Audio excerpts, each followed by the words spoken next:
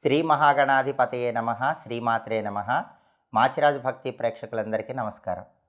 ఫిబ్రవరి 7వ తేదీ బుధుడు మకర రాశిలోకి ప్రవేశిస్తున్నాడు. ఈ బుధుడి సంచారంలో మార్పు ద్వాదశ రాశుల మీద ఎలాంటి ప్రభావం కలిగిస్తుందో ఈ వీడియోలో మనం తెలుసుకుందాం. ఫిబ్రవరి 7వ తేదీ ఉదయం 7:30 బుధుడు మకర రాశిలోకి ప్రవేశిస్తున్నాడు. ధనుస్సు నుంచి మకరంలోకి ప్రవేశించి ఫిబ్రవరి 26వ తేదీ వరకు అక్కడే మకరంలో ఉంటాడు. ఈ బుధుడి సంచారం ద్వాదశ రాశుల మీద కొన్ని ప్రత్యేకమైనటువంటి ప్రభావాలను కలిగింపజేస్తుంది. మేషరాశి వాళ్ళకి ఈ బుధుడి సంచారం 10వ సంచారం అవుతుంది. కాబట్టి ఫిబ్రవరి 7 నుంచి ఫిబ్రవరి 26 వరకు మేషరాశి వాళ్ళకి కొంచెం అపకీర్తి ఎదురయ్యే సూచనలు ఉన్నాయి. కాబట్టి మీ కీర్తి ప్రతిష్టలకు భంగం వాటిల్లకుండా జాగ్రత్త పడాలి. అలాగే ఆఫీసులో బాస్ దగ్గర చివాట్లు పడే సూచనలు ఉన్నాయి. కాబట్టి బాస్తో జాగ్రత్తగా బిహేవ్ చేయాలి.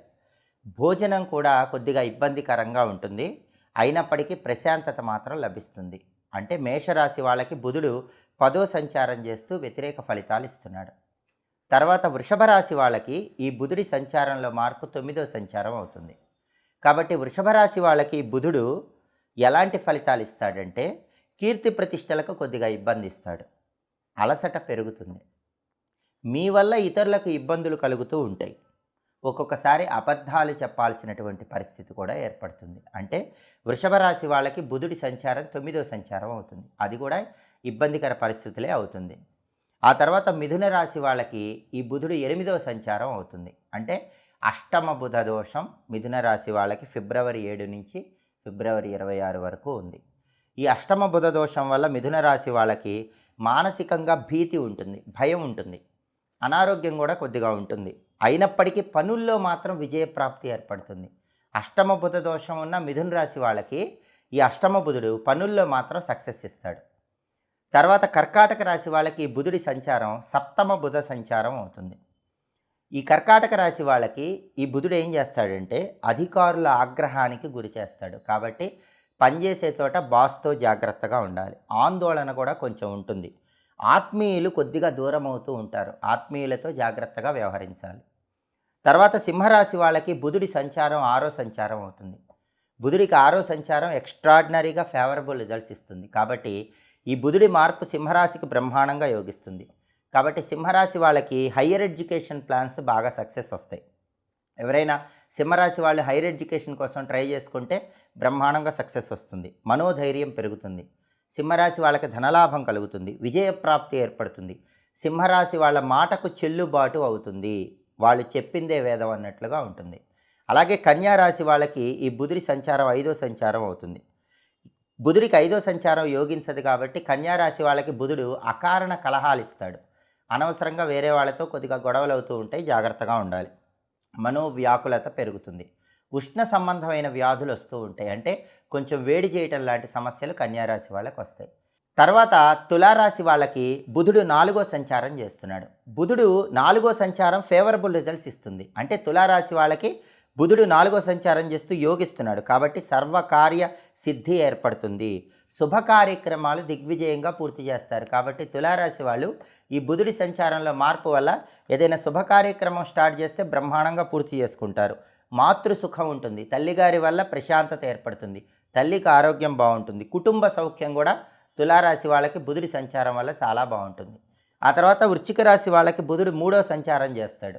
ఇది వ్యతిరేక ఫలితాలను ఇస్తుంది. కాబట్టి వృశ్చిక రాశి వాళ్ళు అధికారుల ముందు కొద్దిగా చులకన అయిపోతూ ఉంటారు. అధికారులతో జాగ్రత్తగా ఉండాలి. బంధువులతో కొంచెం విరోధం వస్తూ ఉంటుంది. జాగ్రత్తగా మాట్లాడాలి. వస్తువులు కూడా వృశ్చిక రాశి వాళ్ళు కొద్దిగా నష్టపోతూ ఉంటారు. వస్తువుల భద్రత పట్ల జాగ్రత్తగా ఉండాలి. శత్రువుల వల్ల కూడా కొద్దిగా ఇబ్బందులు ఎదురవుతూ ఉంటాయి. అంటే ఈ బుధుడి సంచారం వృశ్చిక రాశి వాళ్ళకి నెగిటివ్ రిజల్ట్స్ ఇస్తుంది. ధనుస్సు రాశి వాళ్ళకి బుధుడు 2వ సంచారం చేస్తున్నాడు. అంటే ధనుస్సు రాశి వాళ్ళకి బుధుడు యోగిస్తాడు. 2వ సంచారం బుధుడికి యోగిస్తుంది. కాబట్టి ధనుస్సు రాశి వాళ్ళకి బుధుడి సంచారం వల్ల మంచి ఫ్రెండ్స్ పరిచయం అవుతారు. ఆ ఫ్రెండ్స్ వల్ల లాభాలు వస్తాయి. ఆరోగ్యం బాగుంటుంది. సర్వత్రా అనుకూలత, విందు వినోదాలు, సుఖ సంతోషాలు బ్రహ్మాండంగా ధనుసు రాశి వాళ్ళకి ఫేవరబుల్ రిజల్ట్స్ వస్తాయి. అలాగే మకర రాశి వాళ్ళకి జన్మంలోనే బుధుడి సంచారం ఉంది. ఇది వ్యతిరేకం. కాబట్టి మకర రాశి వాళ్ళకి అకారణంగా గొడవలు అవుతూ ఉంటాయి. చెడు స్నేహాలు వస్తూ ఉంటాయి. ఫ్రెండ్స్ విషయంలో జాగ్రత్తగా ఉండాలి. ఎడ్యుకేషన్లో కూడా కొద్దిగా ట్రబుల్స్ వస్తూ ఉంటాయి. బంధుమిత్రులతో విరోధాలు ఏర్పడతాయి, జాగ్రత్తగా మాట్లాడాలి. అకాల భోజనం ఉంటుంది, వేళకు ఆహారాన్ని స్వీకరించాలి. కుంభరాశి వాళ్ళకి బుధుడి సంచారం 12వ సంచారం అవుతుంది. ఈ 12వ సంచారం వల్ల పెద్దగా యోగించదు కాబట్టి మనస్సుకు అశాంతి వస్తుంది, కార్య నష్టం, పనులు ఆలస్యం అవుతూ ఉంటాయి. కుంభరాశి వాళ్ళకి ఆరోగ్యపరంగా కూడా 12వ సంచారం చేసే బుధుడు ఇబ్బందులు ఇస్తాడు. చివరగా మీనరాశి వాళ్ళకు బుధుడు 11వ సంచారం చేస్తున్నాడు. 11వ సంచారం బాగా ఫేవరబుల్ రిజల్ట్స్ ఇస్తుంది. కాబట్టి ధన కనక వస్తువాహన ప్రాప్తి మీనరాశి వాళ్ళకి ఏర్పడుతుంది. బుధుడి వల్ల గృహంలో శుభకార్యక్రమాలు నిర్వహిస్తారు, బంధుమిత్రులతో ఆనందం ఉంటుంది, కీర్తి ప్రతిష్టలు పెరుగుతాయి. కాబట్టి ఫిబ్రవరి 7వ తేదీ ఉదయం 7:30 నవగ్రహాల్లో బుధుడు ధనుసు రాశిలో నుంచి మకర రాశిలోకి ప్రవేశిస్తాడు. ఫిబ్రవరి 26వ తేదీ వరకు ఉంటాడు. ఈ మధ్యకాలంలో ఈ బుధుడి సంచారం అనేటటువంటిది సింహరాశి వాళ్ళకి బాగా ఫేవరబుల్ రిజల్ట్స్ ఇస్తుంది, తులారాశి వాళ్ళకి బాగా ఫేవరబుల్ రిజల్ట్స్ ఇస్తుంది, ధనుసు రాశి వాళ్ళకి ఫేవరబుల్ రిజల్ట్స్ ఇస్తుంది, మీనరాశి వాళ్ళకి ఫేవరబుల్ రిజల్ట్స్ ఇస్తుంది. ఈ 4 రాశులు కూడా బుధుడి సంచారంలో మార్పు వల్ల మంచి ఫలితాలు పొందుతారు. మిగిలిన రాశులు వాళ్ళు మాత్రం బుధుడికి అధిష్టాన దేవుడు గణపతి కాబట్టి వీలైనప్పుడు ఒక్కసారి బుధవారం గణపతి టెంపుల్కి వెళ్ళి అర్చన చేయించుకుంటే బుధుడి సంచారంలో మార్పు వల్ల వచ్చే వ్యతిరేక ఫలితాల నుంచి బయటపడవచ్చు. అలాగే బుధుడి బలాన్ని పెంపొందింపజేసుకోవటానికి ఈ మిగిలిన రాశుల వాళ్ళు బుధవారం పూట నానబెట్టిన పెసలు ఆవుకు తినిపిస్తూ ఉండండి. అలాగే తులసి కోట దగ్గర దీపం పెడితే కూడా బుధుడి బలం పెరుగుతుంది. కాబట్టి ఫిబ్రవరి 7వ తేదీ నుంచి ఫిబ్రవరి 26 వరకు ఈ మధ్యకాలంలో బుధవారం ఎప్పుడు వచ్చినా సరే మిగిలిన రాశుల వాళ్ళు తులసి కోట దగ్గర ఆవు నెయ్యి దీపాన్ని వెలిగించండి. అలాగే తులసి కోట దగ్గర దానిమ్మ పండు గింజలు, అరటిపండు ముక్కలు నైవేద్యం పెట్టండి. అలాగే ప్రతిరోజు కానీ లేదా ప్రతి బుధవారం కానీ గణపతికి సంబంధించినటువంటి ఓం గం గణపతయే నమః అనే మంత్రాన్ని 21 సార్లు చదువుకోండి. ఫిబ్రవరి 7 నుంచి ఫిబ్రవరి 26 మధ్యలో గణపతి ఆలయానికి బుధవారం పూట వెళ్ళినప్పుడు ఆలయ ప్రాంగణంలో ప్రమిదలో కొబ్బరి నూనె పోసి 5 ఒత్తులు వేసి దీపాన్ని వెలిగించండి.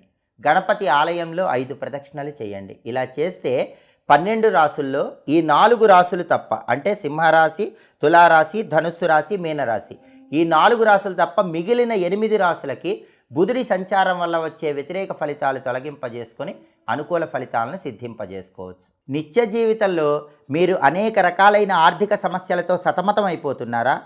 ఆరోగ్యపరంగా తీవ్రమైన ఇబ్బందులు ఎదుర్కొంటున్నారా? కుటుంబ సమస్యలతో ఉక్కిరిబిక్కిరైపోతున్నారా? ఆర్థిక, ఆరోగ్య, కుటుంబ సమస్యలకి చక్కటి పరిష్కార మార్గం మాచిరాజు భక్తి ఛానల్. కాబట్టి మీకు జీవితంలో, దైనందిన జీవితంలో, నిత్య జీవితంలో ఆర్థికంగా కానీ, ఆరోగ్యపరంగా కానీ, కుటుంబ పరంగా కానీ ఎలాంటి సమస్యలు వచ్చినా సరే వెంటనే మా మాచిరాజు భక్తి ఛానల్ని ఓపెన్ చేయండి. అందులో అద్భుతమైన సులభమైనటువంటి పరిష్కార మార్గాలు కనిపిస్తాయి. అతి సులభమైనటువంటి పరిష్కార మార్గాలు తెలుసుకోవాలంటే మా మాచిరాజు భక్తి ఛానల్ని సబ్స్క్రైబ్ చేసుకోండి. మా వీడియోస్ మీకు నచ్చినట్లయితే మా ఛానల్ని లైక్ చేయండి, కామెంట్ చేయండి.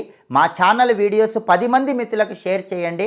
ప్రతి ఒక్కరూ కూడా అద్భుతమైన ప్రయోజనాలు సిద్ధింపజేసుకోండి. సర్వే జనాః సుఖినో భవంతు. స్వస్తి.